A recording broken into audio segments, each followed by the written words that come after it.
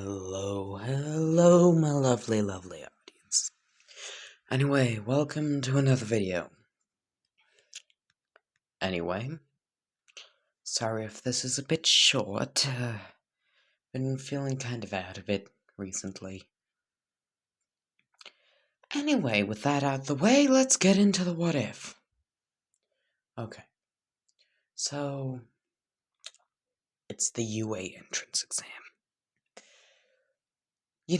Deku doesn't trip. Because how do you trip in this? Just gonna ask you this. How will something like this trip and fall? Anyway, he's just casually walking in. Everything goes as normal. When he sits down next to Bakugo, he just gives him the middle finger the entire time. Just like he is leaning down on his hands. The one side pointed at Bakugo is just every finger's curled up except for the middle one. Anyway, yeah, everything's explained. Ida asks his dumbass question. Just Deku gets up, picks up his chair, and says, "If you don't shut up, I'm going to beat you with this chair." You are being an idiot. He was getting to that. He would put down his chair. He would sit down, take Bakugo's chair, and throw it at Ida. This is what I call humor. Just violence. Oh my goodness, I'm evil. Anyway, enough with that. Let us continue. So, he just walks out when he can fit through the doors. Once again, he's a giant metal man. He just walks through casually. Whilst everyone's sprinting, trying to sprint to get out, he just walks through casually. And once the robots start bursting out from the ground, it goes from average city to average war zone. Like, he is just indiscriminately opening fire on the robots. It sounds like it's a Star Wars battle. He gets like 50 points. He passes. Uraraka does not get trapped under the rubble, because if I did that, she would get crushed like a pancake. Once again, giant metal suit. Not exactly designed for mobility. Okay, yeah. So, he gets to Class 1A, and he finds that the door is average sized. As he would just walk in his giant metal suit, Ida, who currently has like one of those, who has a bandage over his eye because of the chair thing. And both Ida and Bakugo would look at him enter. Ida would sit down, like run to the other side of the classroom and sit down. Bakugo would put his feet down and like lock his legs onto his chair in order to say, "You're not taking it this time." Deku would just go sit down on his chair. The chair would break. Bakugo would laugh. And he would get a piece of the chair thrown at him. And he would shut up. Anyway. Okay, this is a funny joke. I'm pretty sure it is. Not the chair thing, just what I thought of. Okay, Aizawa would come into the class in his caterpillar form. Everyone would be just looking at this like, What the fuck? He would get up, and then Denki would say, "Oh damn, it looks like the hungry caterpillar's going through his third divorce." Okay, I have to say that again. As you can tell, I'm a bit tired. He would say, "Oh damn, the hungry caterpillar looks like he's going through his third divorce." Deku would burst out laughing at that comment. Bakugo would say, "Damn, it looks like we have the justice hobo teaching us." Deku would continue to laugh whilst standing up. Aizawa would just walk out the classroom. 15 minutes later, he would walk back in and say, "Are you done?" As Mina would say that it looks like... give me a moment.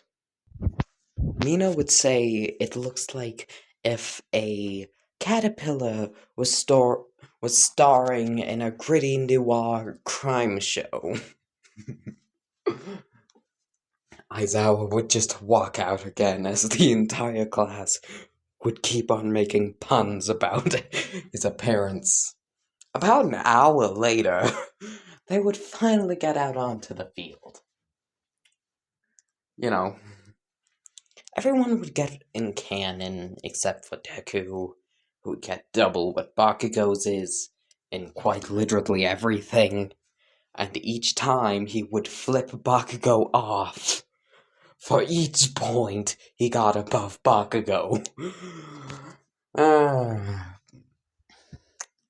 Anyway, yeah. Heroes vs. villains. Deku, at the end of the day, does not talk to anyone. He just goes with Denki into the sunset. He's like carrying him bridal style as they go into the sunset together.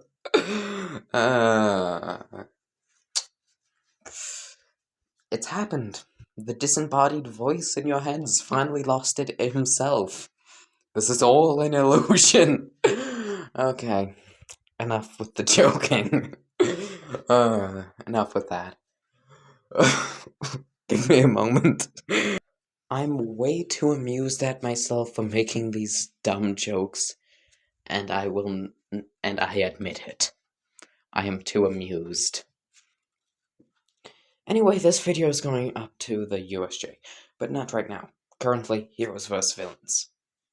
Uraraka, Deku, there.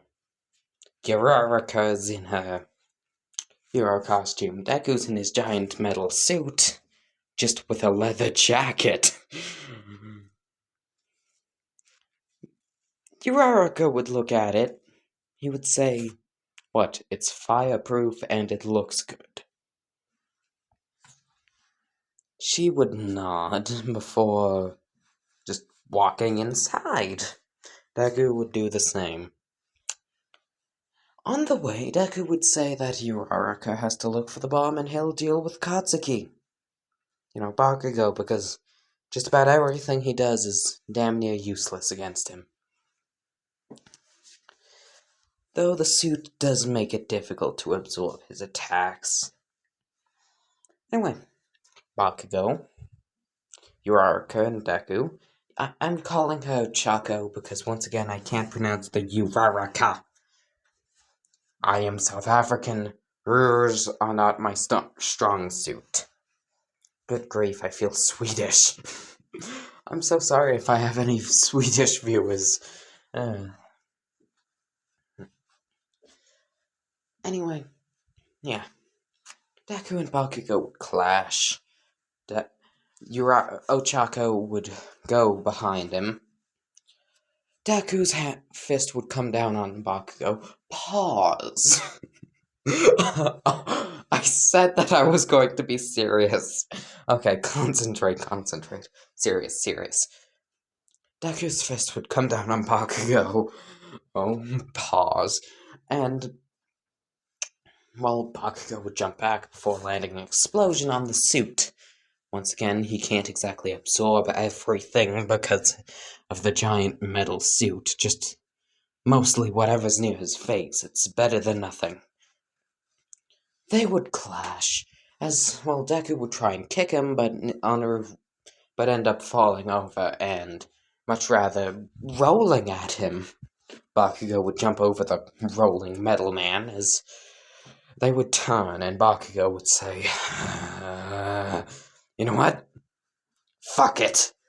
As he would stretch out his arm, grab a pin, he's pissed off, and say, I have about 4 months worth of sweat in this thing. A la vista, bitch. As Deku would just facepalm as the bomb would go off, and ta-da! As well, Deku's increased in size by about a foot. He would just look at him, Bakugo would look at him. They would stare at each other for a good 5 seconds before Bakugo would also facepalm. Hatsume is gonna kill me, isn't she? She made this thing to be blast resistant. How did you use the power of stupidity to blast this open? Stupidity? I didn't use the power of stupidity to blast that thing open. Are you sure your quirk is not fueled by absolute idiocy? My entire shtick is I absorb energy, and you just launched a massive energy blast at me and broke your only protection from the nuclear fallout that is inside of the suit. I don't know what half of those words mean. I said I was going to be serious. Lower my voice.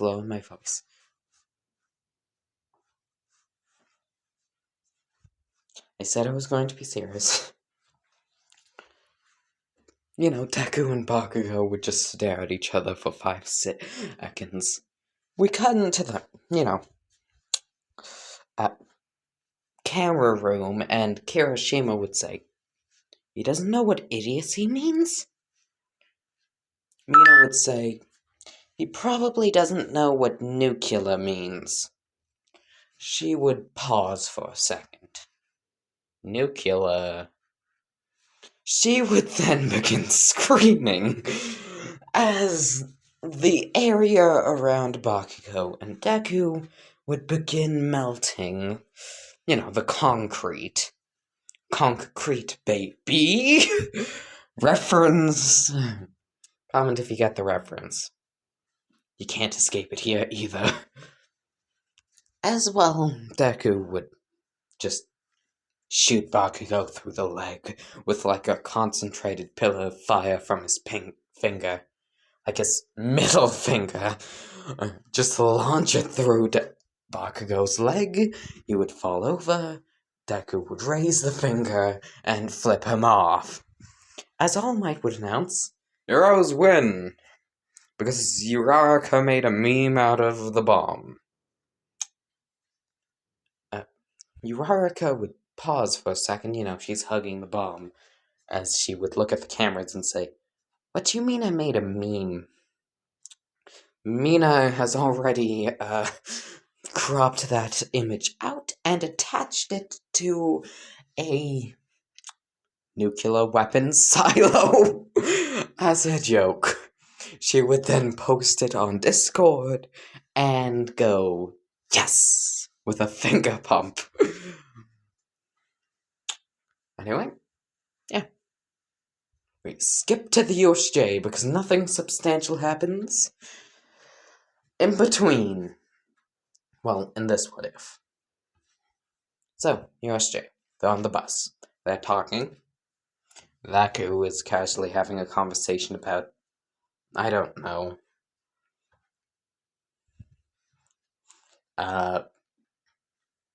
America's plumbing issues. The healthcare system with Denki, who does not understand half of the words he is saying. He's just like there, derp-faced. Not like One Punch Man faced, like cross-eyed. Like a goldfish. You know, Mayonetta is, you know, strapped down. His mouth especially. But yeah, they get to the USJ. Don't know why I sang there. They get to the USJ. For some reason, it's a jazzy sound. I don't know why, I don't know. Okay, I can sing about this later. Had a burp. Get to the USJ. Villains come along, scatter everybody. Deku lands face first on the boat as he would crash through the poop deck. Luckily stopping at the poop deck, just cartoon style. He didn't make a hole or anything. Suya would look down like, "You okay there, Izuku, Rabbit?" "I'm fine," he would say from like the bottom of the poop deck. Give me a moment. Mayonetta would land on top of Deku. Right in the family jewels, not the ones on his head. As he would make a cartoon sound. Suya would laugh. Deku would just sort of climb up. With Mayonetta on his head, they would look at the villains. Deku would tell Suya to climb on his back. He would crouch down, and kablooey! He would launch himself through the sky. And the song, "I Believe I Can Fly," would just be played. Like, Mayonetta singing this as they're flying through the sky. Fun fact, did you know that Godzilla can do this? Yes, this is a canon thing.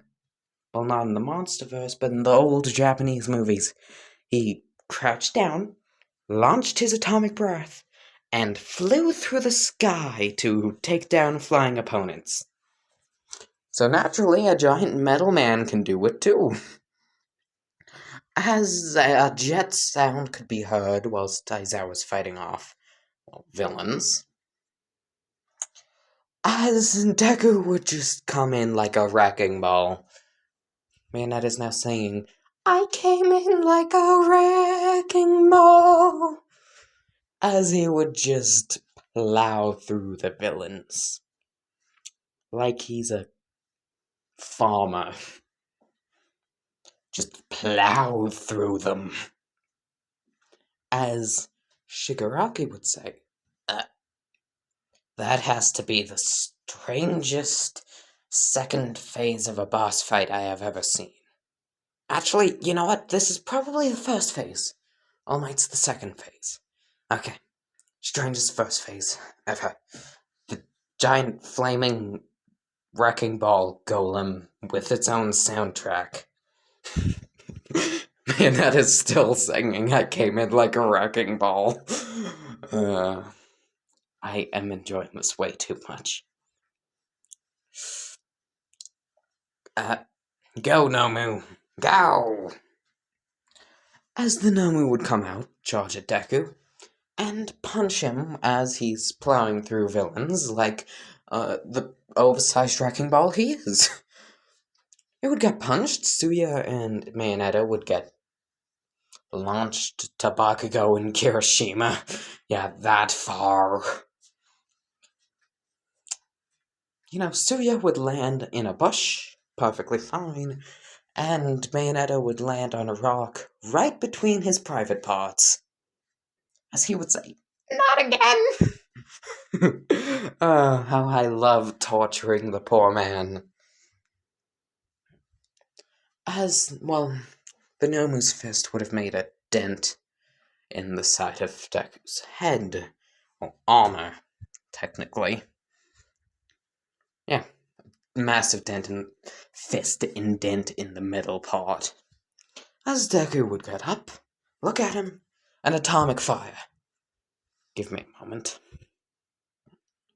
The Nomu would hit Deku in the chest, launching him flying, or sending him flying, and would run up and rip that bitch open. As he would say, great. Well, Deku would say, great. The second time this week this has fucking happened. He would say, concentrating a blast of fire in his hands before impaling that bitch. There would be a hole in the Nomu's chest, it would close, and the Nomu would punch Deku, inadvertently burning off a few fingers, and also sending him somehow flying. Deku would get up after that, like a meter further than where he got punched, like, just like Bakugo. Through the powers of sheer stupidity, you do things that should be fundamentally impossible. Great. There's 2 of these idiots now. As they would clash, the Nomu would charge at Deku, Deku would charge at the Nomu. A big-ass explosion could be seen as the 2 were going at it. Fireballs launched, Muda-Muda-style punches being flown, holes being created on both ends, body made out of fire, extremely regenerative Nomu. Deku would fly upwards, blast the Nomu would, through sheer brute force, jump through Deku. I was going to say grab him, but that is physically impossible. Would jump through him, burning himself, but also somewhat damaging Deku, as, some of his heat would disperse. I feel this necessary because I've, have the what if planned out up until the, summer camp attack. So it's going to become important there. But yeah, some of Deku's heat would be dispersed, as the Nomu would Gomo Gomo no elephant can punch him, through the ground. Through the sheer pressure and force of the attack. The Nomu would stand above the Looney Tunes-style crater as it would begin to glow, and then a massive eruption could be seen, as Deku would say, 15%, with his finger out like a gun. And then just like that, an All Might-style attack would be launched, breaking through the roof of the USJ in a massive pillar of fire. Deku would sigh before saying, great, your jackass has made me use 15%.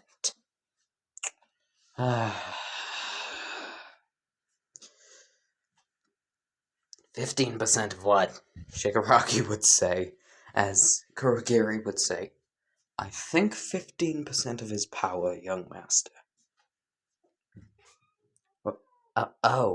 This is one of those situations, huh?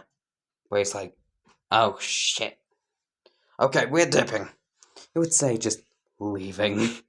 The Nomu was still alive, it had both of its arms burnt off, a large portion of its main body. It's unconscious, but it's still regenerating, just very, very, very slowly. But yeah.